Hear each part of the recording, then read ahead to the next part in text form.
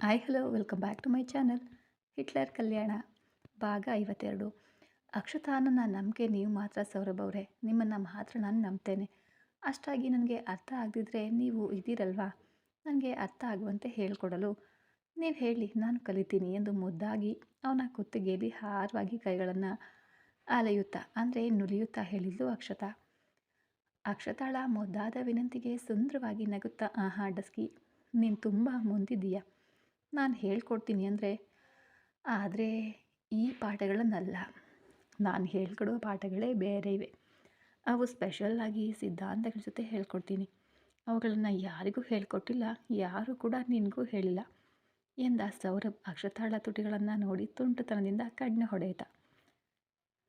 ಅಷ್ಟರಲ್ಲಿ ಆಗಲೇ ಸೌರಭ್ ಅವರ ಮಾತುಗಳಿಗೆ ಅಕ್ಷತಾ ಮುಖದಲ್ಲಿ ನಾಚಿಕೆ ರಾಶಿಗಳು ಸೇರಿಕೊಳ್ತಾ ಇರಲು ಆ ನೋಟದ ಒತ್ತಡಕ್ಕೆ ತಡೆದುಕೊಳ್ಳಲಾಗದೆ ಬಿಸಿ ಆವಿಗಳು ಅವಳನ್ನು ಸುತ್ತುವರಿದು ಅವಳ ಕೆನ್ನೆಗಳು ಸೇಬಿನಂತೆ ಕೆಂಪಾದವು. ಕೆಂಪಾದ ಸೇಬಿನಂತ ತನ್ನ ಕೆನ್ನೆಗಳನ್ನು ನೋಡಿ ತಕ್ಷಣ ಅವುಗಳಿಗೆ ಗಟ್ಟಿಯಾಗಿ ಒಂದು ಹಲ್ಲಿನ ಗಾಯವನ್ನು ಉಡುಗೊರೆಯಾಗಿ ಕೊಟ್ಟ ಸೌರಭ್. ಆ ಡಸ್ಕಿ ತುಂಬ ಮುದ್ದಾಗಿ, ನೀನು ನನ್ನನ್ನು ಕೆಡಿಸ್ತಾ ಇದ್ದೀಯ ಕಣೆ ಡಸ್ಕಿ ಹುಡುಗಿ ಎಂದು ತನ್ನನ್ನು ಹಾಗೆಯೇ ಎತ್ಕೊಂಡು ರೂಮ್ಗೆ ಹೋಗಲು ಮೆಟ್ಟಿಲುಗಳ ಕಡೆ ನೋಡಿದ ಸೌರಭ್ ಅಕ್ಷತಾ ಅವನ ಕೈಗಳಲ್ಲಿ ಪುಟ್ಟ ಮಗುವಿನಂತೆ ಸೇರಿಕೊಂಡು ಅವನ ಎದೆ ಮೇಲೆ ತಲೆಯನ್ನು ಇಟ್ಟು, ಮೊದಲು ನೀವು ಫ್ರೆಶ್ ಆಗಿ ಸೌರಭ್ ಸರ್, ತುಂಬ ಸುಸ್ತಾದವರಂತೆ ಕಾಣ್ತಾ ಇದ್ದೀರಾ, ನಾನು ನಿಮಗಾಗಿ ಸ್ನ್ಯಾಕ್ಸ್ ತರ್ತೀನಿ ಅಂದ್ಲು. ಅವನ ಎದೆ ಮೇಲಿದ್ದ ಅಕ್ಷತಾಳನ್ನು ಒಂದು ಸಲ ಹಾರಿಸಿದಂತೆ ಮೇಲಕ್ಕೆತ್ತಿಕೊಂಡು ಕೆನ್ನೆ ಮೇಲೆ ತುಟಿಗಳಿಂದ ಬರೆಯುತ್ತಾ ಮೆಟ್ಟಿಲುಗಳನ್ನು ಹತ್ತುತ್ತಾ, ನನಗೆ ಬೇಕಾದ ಸ್ನ್ಯಾಕ್ಸ್ ಬೇರೆ ಇವೆ ಕ್ಯೂಟಿ ಡಸ್ಕಿ, ನನಗೆ ಬೇಕಾದ ಜ್ಯೂಸ್ ಸ್ನ್ಯಾಕ್ಸನ್ನು ಹೇಗೆ ತಗೊಳ್ಬೇಕು ಅಂತ ನನಗೆ ಚೆನ್ನಾಗಿ ಗೊತ್ತು. ಅನಾವಶ್ಯಕವಾಗಿ ನೀನು ಬಾಯಿ ತೆಗಿಬೇಡ ಡಸ್ಕಿ. ನಾನು ಯಾವಾಗ ನಿನ್ನ ಬಾಯಿ ತೆಗಿಬೇಕು ಅಂತೀನಿ ಆಗ ಮಾತ್ರ ನಿನ್ನ ಬಾಯಿ ತೆಗಿಬೇಕು. ಅದು ಕೂಡ ಆ ಸಮಯದಲ್ಲಿ ನಿನ್ನ ತುಟಿಗಳ ಮಧ್ಯದಿಂದ ನನ್ನ ಹೆಸರು ಮಾತ್ರ ಬರಬೇಕು ಎಂದು ಮಧುರವಾಗಿ ಹೇಳುತ್ತಾ ಕಣ್ಣು ಹೊಡೆಯಲು ಅಕ್ಷತಾ ನಾಚಿಕೆಯಿಂದ ಕಣ್ಣುಗಳನ್ನು ಗಟ್ಟಿಯಾಗಿ ಮುಚ್ಚಿ ಅವಳ ಮುಖವನ್ನು ಅವನ ಶರ್ಟ್ನಲ್ಲಿ ಮರೆ ಮಾಡಿಕೊಂಡ್ಳು. ಇದು ಅಲ್ಲಿವರೆಗೂ ಹೀಗೆ ಮ್ಯೂಟ್ನಲ್ಲಿ ಇರಬೇಕು, ಅರ್ಥ ಆಯ್ತಾ ಎಂದು ಹೇಳ್ತಾನೆ ಮೆಟ್ಟಿಲುಗಳನ್ನು ಹತ್ತುತ್ತಾ ಅವಳನ್ನು ರೂಮ್ಗೆ ತಗೊಂಡು ಹೋಗಿ ಬೆಡ್ ಮೇಲೆ ಮಲಗಿಸಿದ ಸೌರಭ್.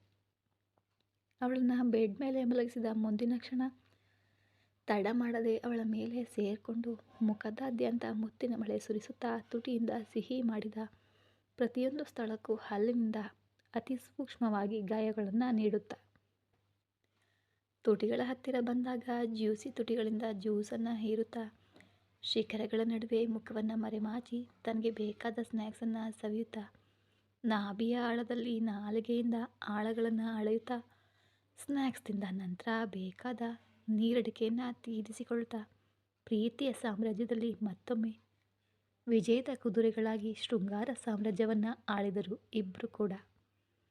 ಹೀಗೆ 1 ಗಂಟೆ ನಂತರ ಅಕ್ಷತಾಳ ಜೊತೆಗೆ ಫ್ರೆಶ್ ಆಗಲು ವಾಶ್ರೂಮ್ಗೆ ಹೋಗಿ ಇಬ್ಬರು ಒಂದೇ ಬಾರಿಗೆ ಸುಂದರವಾಗಿ ಸ್ನಾನ ಮಾಡಿಕೊಂಡು ಕೇವಲ ಟವಲ್ ಸುತ್ತಕೊಂಡು LKG ಡಸ್ಕಿ ತರಹ ಹೊರಗಡೆ ಬಂದ ಅಕ್ಷತಾ ಕನ್ನಡಿಯಲ್ಲಿ ಇದ್ದ ತನ್ನನ್ನು ತಾನು ನೋಡಿ ನಕ್ಕಳು. ಮತ್ತೊಮ್ಮೆ ಡ್ರೆಸ್ ಹಾಕ್ಕೊಂಡು ಸೌರಭ್ ಅವರಿಗಾಗಿ ಊಟ ತಯಾರಿಸಲು ಅಡುಗೆ ಮನೆಗೆ ಹೊರಟು ಹೋದರೆ ಸೌರಭ್ ಮತ್ತೊಂದು 15 ನಿಮಿಷಗಳ ನಂತರ ಫ್ರೆಶ್ ಆಗಿ ಹೊರಗಡೆ ಬಂದರು. ಹೀಗೆ ಮತ್ತೊಂದು ವಾರ ಕಾಲವು ಕ್ಷಣಾರ್ಧದಲ್ಲಿ ಕಳೆದೇ ಹೋಯಿತು. ಅವರ ಸುಖ ಮತ್ತು ಸಂತೋಷಗಳಿಗೆ ಮಾತ್ರ ನೆಲೆಯಾಗಿದ್ದರೆ ಈ ದಿನಗಳು ಬಹಳ ಖುಷಿಯಾಗಿ ಕಳೆದೇ ಹೋಗುತ್ತಾ ಅಕ್ಷತಾಳು ತನ್ನ ಜೀವನದಲ್ಲಿ ಮೊದಲ ಬಾರಿಗೆ ಸಂತೋಷ ಅಂದರೆ ಏನು ಅಂತ ರುಚಿ ನೋಡಿದ್ಲು. ಹೀಗೆ ಒಂದು ವಾರದ ನಂತರ ಒಂದು ಬೆಳಗ್ಗೆ ಪ್ರತಿದಿನದಂತೆ ಅಕ್ಷತಾಳಿಗಿಂತ ಮೊದಲೇ ಎದ್ದು ಸೌರಭ್ ಅಕ್ಷತಾಳನ್ನು ಎಬ್ಬಿಸದೆ ಅಲ್ಲಿಂದ ಹೊರಗಡೆ ಹೋದರು. 1 ಗಂಟೆ ನಂತರ ಎದ್ದ ಅಕ್ಷತಾ ಪಕ್ಕದಲ್ಲಿ ನೋಡಿದಾಗ ಸೌರಭ್ ಇರದೇ ಇರೋದು ಅದು ಪ್ರತಿದಿನ ನಡೀತಾ ಇದ್ದ ವಿಷಯವಾದ್ದರಿಂದ ಜಿಮ್ಗೆ ಹೋಗಿದ್ದಾರೆ ಎಂದು ಬೇಗನೆ ಎದ್ದು ಸ್ನಾನ ಮಾಡಿ ಫ್ರೆಶ್ ಆಗಿ ಹೊರಗಡೆ ಬಂದಳು. ಪ್ರೋಟೀನ್ ಶೇಕ್ ತಯಾರಿಸ್ಕೊಂಡು ಜಿಮ್ ಏರಿಯಾಗೆ ಬಂದು ನೋಡಿದಾಗ ಅಲ್ಲಿ ಸೌರಭ್ ಇರದೆ ಖಾಲಿ ರೂಮ್ ಕಾಣಿಸಿತು.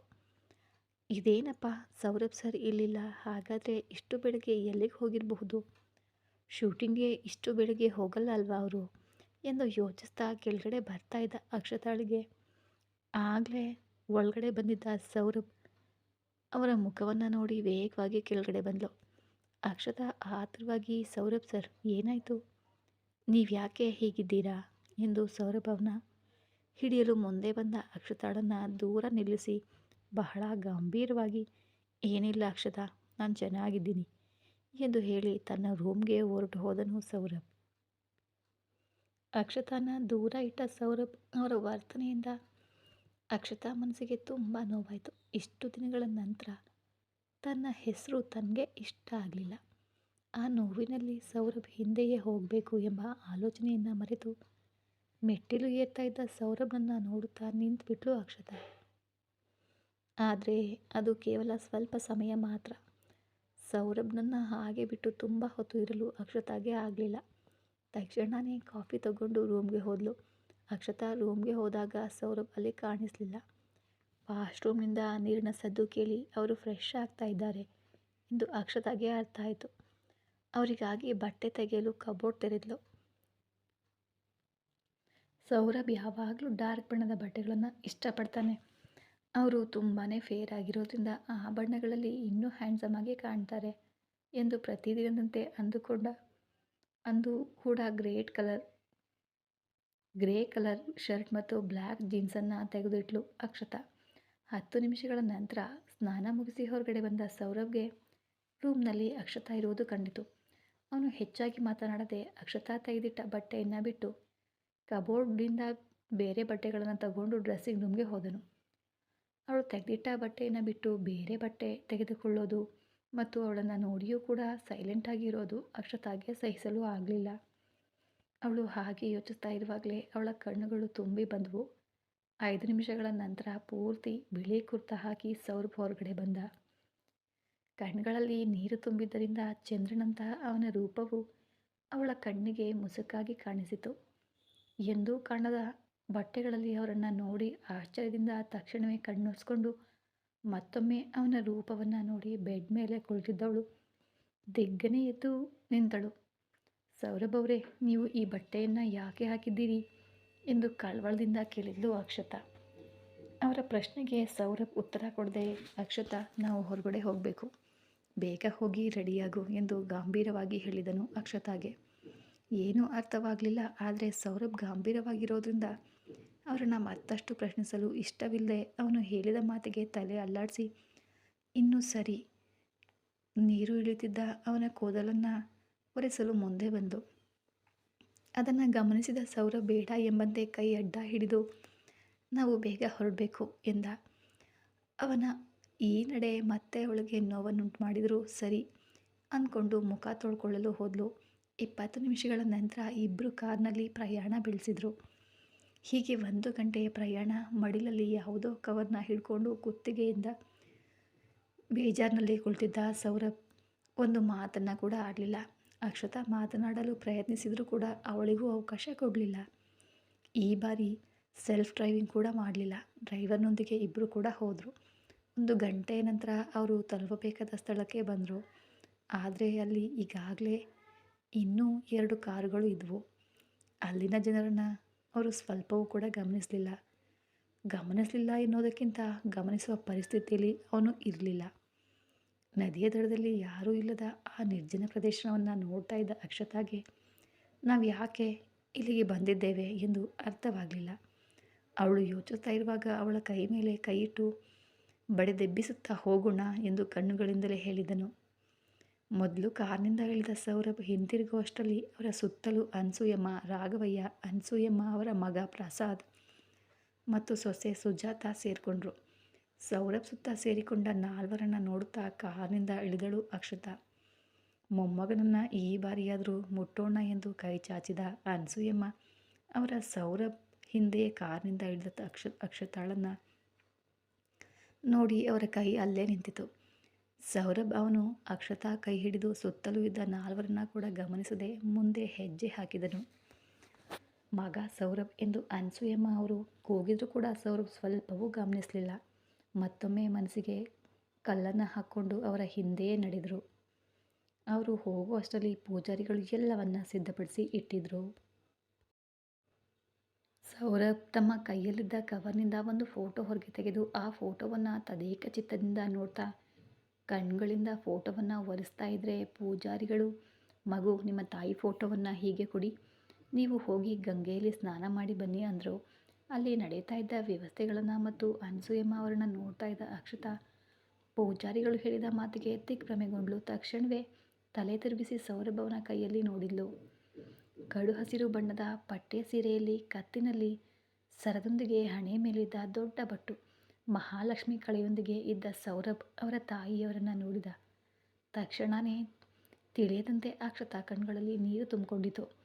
ಪೂಜಾರಿಗಳು ಹೇಳಿದ ಮಾತನ್ನು ಕೇಳಿದರೂ ಆ ಫೋಟೋವನ್ನೇ ನೋಡ್ತಾ ಇದ್ದ ಸೌರಭ್ನ ಕೈ ಹಿಡಿದು ಅಲ್ಲಾಡಿಸಿದ್ಲು ಅಕ್ಷತಾ. ದಿಗಿಲಿನಿಂದ ಅಕ್ಷತಾ ಕಡೆ ನೋಡಿದಾಗ ಸೌರಭ್ಗೆ ಫೋಟೋವನ್ನು ಕೊಡಲು ಕಣ್ಗಳಿಂದಲೇ ಹೇಳಿ ಸ್ನಾನಕ್ಕೆ ಕರ್ಕೊಂಡು ಹೋದ್ಲು ಅಕ್ಷತಾ. ಸೌರಭ್ ಸ್ನಾನ ಮಾಡಿ ಬರೋ ಅಷ್ಟರಲ್ಲಿ ಆ 4 ಜನ ಸೌರಭ್ ಹಿಂದೆ ಜಾಗದಲ್ಲಿ ಕುಳಿತಿದ್ರು. ಸೌರಭ್ ಬಂದು ಫೋಟೋ ಎದುರು ಕುಳಿತು ನಡೆಯಬೇಕಾದ ಪೂಜೆಯನ್ನು ಪೂರ್ತಿ ಮಾಡ್ತಾಯಿದ್ರು. ಇನ್ನು 1 ಗಂಟೆ ನಂತರ ಪಿಂಡ ಪ್ರದಾನ ಮಾಡಲು ಸೌರಭ್ ಅವರನ್ನು ನದಿಗೆ ಹೋಗಲು ಹೇಳಿ ಉಳಿದ ಕೆಲಸಗಳನ್ನು ಮಾಡ್ತಾಯಿದ್ರು ಪೂಜಾರಿಗಳು. ವಾಲೆಟ್ ಫೋನನ್ನು ಅಕ್ಷತಾ ಕೈಯಲ್ಲಿ ಕೊಟ್ಟು ನೀರಿನಲ್ಲಿ ನಡೆದ ನದಿಯಲ್ಲಿ ಪಿಂಡ ಪ್ರದಾನ ಮಾಡಿ 3 ಮುಳುಗು ಹಾಕಿದ ಸೌರಭ್ ನಂತರ ಹೊರಗಡೆ ಬಂದಾಗ ಪೂಜಾರಿಗೆ ದಕ್ಷಿಣೆ ಕೊಡ್ತಾ ಇದ್ದ ಪ್ರಸಾದ್ ಅವರನ್ನು ನೋಡಿ ಕೋಪದಿಂದ ಅಲ್ಲಿಗೆ ಬಂದು ಅವರ ಕೈಯನ್ನು ಹಾರಿಸಿಬಿಟ್ಟ. ಅಕ್ಷತಾ ಎಂದು ಗಟ್ಟಿಯಾಗಿ ಕೂಗಿ ವಾಲೆಟ್ನಿಂದ ಹಣ ತೆಗೆದು ಪೂಜಾರಿಗಳಿಗೆ ಕೊಡು ಎಂದು ಗಂಭೀರವಾಗಿ ಹೇಳಿದನು. ಸೌರಭ್ ಅವರ ಕೂಗಿಗೆ ತಳಮಳಿಸಿದ ಅಕ್ಷತಾ ತಕ್ಷಣವೇ ಅವನು ಹೇಳ್ದಂತೆ ಮರು ಮಾತು ಇಲ್ಲದೆ ಮಾಡಿದ್ಲು. ಇದು ಅವರಿಗೆ ಪ್ರತಿ ಸಾರಿ ನಡೀತಾ ಇದ್ದ ಅವಮಾನ. ಆದರೂ ಈ ಬಾರಿ ಅಕ್ಷತಾ ಮುಂದೆ ನಡೆದಿದ್ದರಿಂದ ಸುಜಾತ, ರಾಘವಯ್ಯ, ಪ್ರಸಾದ್ ಅವರಿಗೆ ಅದನ್ನು ಜೀರ್ಣಿಸಿಕೊಳ್ಳಲು ಆಗಲಿಲ್ಲ. ಆದರೆ ಪೂಜಾರಿಗಳ ಮುಂದೆ ಕೂಡ ಕೂಗಿ ಅವರ ಮಾನವನ್ನು ಅವರೇ ತಗೊಳ್ಳೋದು ಇಷ್ಟವಿಲ್ಲದೆ ಮೂವರು ಕೂಡ ಸೈಲೆಂಟಾಗೇ ಇದ್ದರು. ಅವರು ದಕ್ಷಿಣೆ ತೆಗೆದುಕೊಂಡು ಹೋಗೋದನ್ನು ನೋಡಿ ಸೌರಭ್ ಕೂಡ ಫೋಟೋ ತೆಗೆದುಕೊಂಡು ಕಾರ್ ಹತ್ತಿರ ಹೋಗ್ತಾ ಇರುವಾಗ, ಏ ಸೌರಭ್, ಏನು ಮಾಡ್ತಾ ಇದ್ದೀಯ ನೀನು? ನನ್ನ ತಂಗಿ ಕಾರ್ಯಕ್ಕೆ ಖರ್ಚು ಮಾಡುವ ಹಕ್ಕು ನನಗೆ ಇಲ್ವಾ? ಮಧ್ಯದಲ್ಲಿ ಇವಳು ಯಾರು? ಈ ಅನ್ಯರಿಗಿರುವ ಅರ್ಹತೆ ಕೂಡ ನನಗಿಲ್ವಾ ನನ್ನ ತಂಗಿ ಮೇಲೆ ಎಂದು ಕೋಪದಿಂದ ಹೇಳಿದನು ಪ್ರಸಾದ್. ಮುಂದಿನ ಕ್ಷಣ ಅವನ ಕತ್ತು ಸೌರಭ್ ಅವರ ಕೈಮುಷ್ಟಿಯಲ್ಲಿ ಸಿಕ್ಕಿ ಉಸಿರಾಡಲಾಗದೆ ಒದ್ದಾಡ್ತಾ ಇರುವಾಗ ಅಕ್ಷತಾ ನಡೀತಾ ಇರುವ ಘಟನೆಯನ್ನು ನೋಡಿ ಕಲ್ಲಾಗಿದ್ಲು. ಸುಜಾತ ಅನಸೂಯಮ್ಮ ಅವರಿಂದ ಆ ಉಕ್ಕಿನ ಮುಷ್ಟಿಯನ್ನು ಬಿಡಿಸಲು ಆಗಲಿಲ್ಲ. ಅನಸೂಯಮ್ಮ ಅವರು ಅಕ್ಷತಾಳನ್ನು ನೋಡಿದಾಗ ಅವಳು ಕಲ್ಲಾಗಿ ನಿಂತಿರುವುದನ್ನು ನೋಡಿ ಕೈ ಮೇಲೆ ಕೈ ಇಟ್ಟರು ಅನಸೂಯಮ್ಮ. ತಕ್ಷಣವೇ ಕದಲಿದ ಅಕ್ಷತಾ ಸೌರಭ್ ಅವರ ಭುಜದ ಮೇಲೆ ಕೈ ಇಟ್ಟು, ಸೌರಭ್ ಅವರೇ, ಅವ್ರನ್ನ ಬಿಡಿ ಅಂದ್ಲು. ಆದರೂ ಕೂಡ ಸೌರಭ್ ಅವರ ಹಿಡಿತದಲ್ಲಿ ಬದಲಾವಣೆ ಇಲ್ಲ.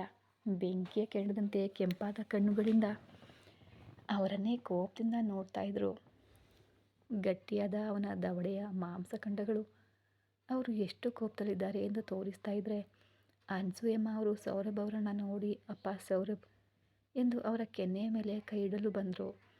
ಕ್ಷಣ ಮಾತ್ರ ತಡ ಮಾಡದೆ ಅವರ ಕತ್ತಿನ ಮೇಲೆ ಇದ್ದ ಕೈಯನ್ನು ತಪ್ಪಿಸಿ ಪ್ರಸಾದನ್ನು ತಳ್ಳಿ 2 ಹೆಜ್ಜೆ ಹಿಂದೆ ಹೋದನು ಸೌರಭ್. ಅನಸೂಯಮ್ಮ ಅವರನ್ನು ಮುಟ್ಟಲು ಬಿಡದೆ ಕೆಳಗಡೆ ಬಿದ್ದ ಪ್ರಸಾದ್ ಅವರೊಂದಿಗೆ ಉಳಿದ ಮೂವರನ್ನ ಕೋಪದಿಂದ ನೋಡುತ್ತಾ, ಇನ್ನೊಮ್ಮೆ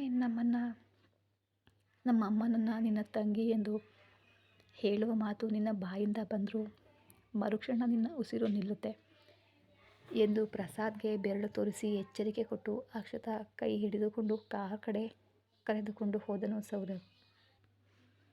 ಅನಸೂಯಮ್ಮ, ರಾಘವಯ್ಯ ಅವರು ಕೂಗಿದ್ರು ಕೂಡ ಸೌರಭ್ ಕನಿಷ್ಠ ಹಿಂದಿರುಗಿ ಕೂಡ ನೋಡಲಿಲ್ಲ.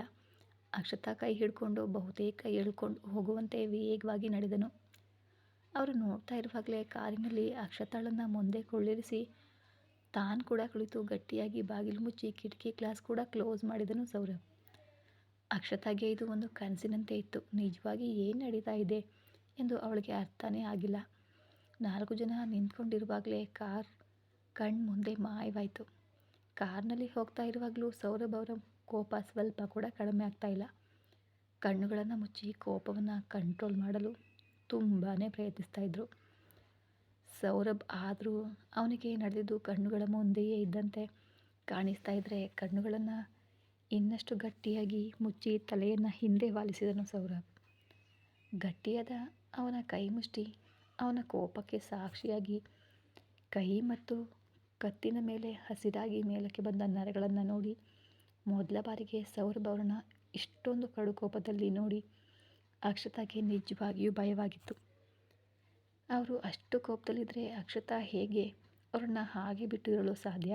ಹಾಗಾಗಿ ಭಯವಿದ್ದರೂ ಕೂಡ ಆ ಕೋಪವನ್ನು ಸಹಿಸಲು ಸಿದ್ಧವಾಗಿ ಗಟ್ಟಿಯಾಗಿದ್ದ ಅವನ ಕೈ ಮುಷ್ಟಿಯ ಮೇಲೆ ನಿಧಾನವಾಗಿ ಕೈ ಇಟ್ಲು. ಲಾವದಂತೆ ಹೊಗೆ ಕಕ್ಕುತ್ತಿದ್ದ ಅವನ ಕೋಪದಲ್ಲಿ ತಣ್ಣನೆಯ ಮಂಜುಗಡ್ಡೆಯಂತೆ ಅಕ್ಷತಾ ಸ್ಪರ್ಶ ಸೇರಿತು. ತಕ್ಷಣವೇ ಕಣ್ಣುಗಳನ್ನು ತೆರೆದು ಅಕ್ಷತಾ ಕಡೆ ನೋಡಿದ. ಇನ್ನೂ ಕೆಂಪಾಗಿದ್ದ ಅವನ ಕಣ್ಣುಗಳಲ್ಲಿ ಬೆದರಿಕೆಯಿಂದ ನೋಡುತ್ತಾ ಏನು ಮಾತನಾಡಲಾಗದೆ ಅವರ ಕೈಯನ್ನು ತನ್ನ ಕೈಯನ್ನು ಎರಡೂ ಕೈಗಳ ಮಧ್ಯೆ ತೆಗೆದುಕೊಂಡ್ಳು. ತಣ್ಣನೆಯ ಅವಳ ಕೈಸ್ಪರ್ಶ ಅವಳೊಂದಿಗೆ ಲಾವವನ್ನು ಸ್ವಲ್ಪ ಸ್ವಲ್ಪವಾಗಿ ತಣ್ಣಗೆ ಮಾಡ್ತಾ ಇದ್ದರೆ ಸೈಲೆಂಟಾಗಿ ಮತ್ತೆ ತಲೆಯನ್ನು ಹಿಂದೆ ವಾಲಿಸಿ ಕಣ್ಣು ಮುಚ್ಚಿದ. ಆದರೆ ಈ ಬಾರಿ ಮೊದಲು ಇದ್ದಂತೆ ಅವರ ಹೃದಯ ಬಡಿತ ಇರಲಿಲ್ಲ. ಮನಸ್ಸಿನ ತಳಮಳ ಸ್ವಲ್ಪ ಶಾಂತವಾಗಿತ್ತು. ಅದಕ್ಕೆ ಸಾಕ್ಷಿಯಾಗಿ ಗಟ್ಟಿಯಾಗಿದ್ದ ಅವನ ಕೈ ಮುಷ್ಟಿ ಸಡಿಲವಾಗಿತ್ತು. ಇಬ್ಬರೂ ಹಾಗೆ ಯೋಚಿಸ್ತಾ ಇರುವಾಗಲೇ ಮನೆಗೆ ಬಂದರು. ಸೌರಭ್ ಮನೆಯೊಳಗಡೆ ಹೋಗಿ ನೇರವಾಗಿ ತನ್ನ ರೂಮ್ಗೆ ಹೋದರೆ ಅಕ್ಷತಾ ಸೌರಭ್ಗಾಗಿ ಕಾಫಿ ಮಾಡಲು ಕಿಚನ್ಗೆ ಹೋದಳು. 20 ನಿಮಿಷಗಳ ನಂತರ ಅಕ್ಷತಾ ಕಾಫಿ ಕಪ್ನೊಂದಿಗೆ ರೂಮ್ಗೆ ಹೋದಾಗ ಸೌರಭ್ ಫ್ರೆಶ್ ಆಗಿ ಬಟ್ಟೆ ಬದಲಾಯಿಸಿ ತಮ್ಮ ಅಮ್ಮನ ಫೋಟೋವನ್ನು ಮಡಿಲಲ್ಲಿ ಇಟ್ಕೊಂಡು ನೋಡ್ತಾ ಇದ್ದನು. ಅದನ್ನು ನೋಡಿದ ಅಕ್ಷತಾ ಹೋಗಿ ಅವರಿಗೆ ಕಾಫಿ ಕೊಟ್ಟು ಸೌರಭ್ ಪಕ್ಕದಲ್ಲೇ ಕುಳಿತಳು. ಸೌರಭ್ ಕಾಫಿಯನ್ನು ಕೂಡ ಕುಡಿಯದೆ ಪಕ್ಕಕ್ಕೆ ಇಡ್ತಾ ಇದ್ದರೆ, ಪ್ಲೀಸ್ ಸೌರಭ್ ಅವರೇ, ನೀವು ಬೆಳಗ್ಗೆಯಿಂದ ಕನಿಷ್ಠ ಟೀ ಕೂಡ ಕುಡಿದಿಲ್ಲ, ತಲೆನೋವು ಬರುತ್ತದೆ, ಮೊದಲು ಕಾಫಿ ಕುಡೀರಿ ಎಂದು ತಾನೇ ಅವರ ತುಟಿಗಳ ಮೇಲೆ ಹತ್ತಿರ ಕಾಫಿಯನ್ನು ಹಿಡಿದ್ಲು. ಮರು ಮಾತನಾಡದೆ ಕಾಫಿ ಕುಡಿದು ಖಾಲಿ ಕಪ್ ಪಕ್ಕಕ್ಕೆ ಇಡ್ತಾ ಇದ್ದರೆ ಅಕ್ಷತಾ ಅದನ್ನು ಟೇಬಲ್ ಮೇಲೆ ಇಟ್ಟು ತಾನು ಬೆಡ್ಗೆ ಒರಗಿ ಸೌರಭ್ ತಲೆಯನ್ನು ಮಡಿಲಲ್ಲಿ ಇಟ್ಕೊಂಡ್ಳು. ಅವಳು ಹಾಗೆ ಮಲಗಿಸ್ಕೊಂಡ ತಕ್ಷಣ ಅಲ್ಲಿವರೆಗೂ ಮನಸ್ಸಿನಲ್ಲಿ ಲಾವದಂತೆ ಉಗ್ತಾ ಇದ್ದ ದುಃಖ ಎಲ್ಲ ತೀರಿದಂತೆ ಅವಳ ಮಡಿಲಲ್ಲಿ ತಾಯಿ ಮಡಿಲಲ್ಲಿರುವ ಮಗುವಿನಂತೆ ಮಲಗಿದನು ಸೌರಭ್. ತಮ್ಮ ಸೀರೆಯ ಸೆರಗಿನಿಂದ ಒದ್ದೆಯಾಗಿದ್ದ ಕೂದಲನ್ನು ಗಟ್ಟಿಯಾಗಿ ಒರೆಸಿ ಕೂದಲಿನ ಬುಡದಲ್ಲಿ ಬೇರುಗಳನ್ನು ಇಟ್ಟು ನೇವರಿಸ್ತಾ, ಏನು ನಡೀತು ಸೌರಭ್ ಅವರೇ, ಯಾರು ಅವರೆಲ್ಲ, ನೀವು ಯಾಕೆ ಅವ್ರ ಮೇಲೆ ಅಷ್ಟು ಕೋಪಗೊಂಡಿದ್ದೀರಿ ಎಂದು ನಿಧಾನವಾಗಿ ಪ್ರಶ್ನಿಸಿದ್ಲು ಅಕ್ಷತಾ. ಅವಳ ಪ್ರಶ್ನೆಗಳಿಗೆ ಅವನ ಮೌನವೇ ಉತ್ತರವಾಗುತ್ತಾ ಮತ್ತೆ ಅಕ್ಷತಾ ತಾನೇ, ಪ್ಲೀಸ್ ಸೌರಭ್ ಅವರೇ, ನೀವಿಷ್ಟು ಕೋಪದಲ್ಲಿ ಇದ್ದೀರಂದರೆ ಅತ್ತೆಯವರ ವಿಷಯದಲ್ಲಿ ಏನೋ ಆಗಿದೆ ಎಂದು ಅನ್ನಿಸ್ತಾ ಇದೆ. ಮನಸ್ಸಲ್ಲಿರುವ ನೋವನ್ನು ನಮ್ಮವರೊಂದಿಗೆ ಹಂಚಿಕೊಳ್ಳೋದ್ರಿಂದ ಮನಸ್ಸಿನ ಭಾರ ಇಳಿಯುತ್ತದೆ ಅಂತಾರೆ. ಪ್ಲೀಸ್ ಏನು ನಡೆಯಿತು ಎಂದು ನನಗೆ ಹೇಳಬಾರ್ದಾ? ನಾನು ನಿಮಗೆ ಇನ್ನೂ ಅನ್ಯಡೆ ಅಂದ್ಕೊಳ್ತಾ ಇದ್ದೀರಾ ಎಂದು ಅಕ್ಷತಾ ತುಂಬ ದುಃಖದಿಂದ ಕೇಳಿದ್ಲು. ಇನ್ನಾದರೂ ಸೌರಭ್ ಮೌನ ಮುರಿದು ಅವನ ನೋವನ್ನು ಅಕ್ಷತಾ ಜೊತೆ ಹಂಚ್ಕೋತಾನ ಅಂತ ಮುಂದಿನ ಎಪಿಸೋಡಲ್ಲಿ ಕಾದು ನೋಡಿ. ಮತ್ತೆ ಸಿಗೋಣ ಮುಂದಿನ ಎಪಿಸೋಡಲ್ಲಿ. ವಿಡಿಯೋ ನೋಡಿದ್ದಕ್ಕಾಗಿ ಎಲ್ರಿಗೂ ಕೂಡ ಧನ್ಯವಾದಗಳು.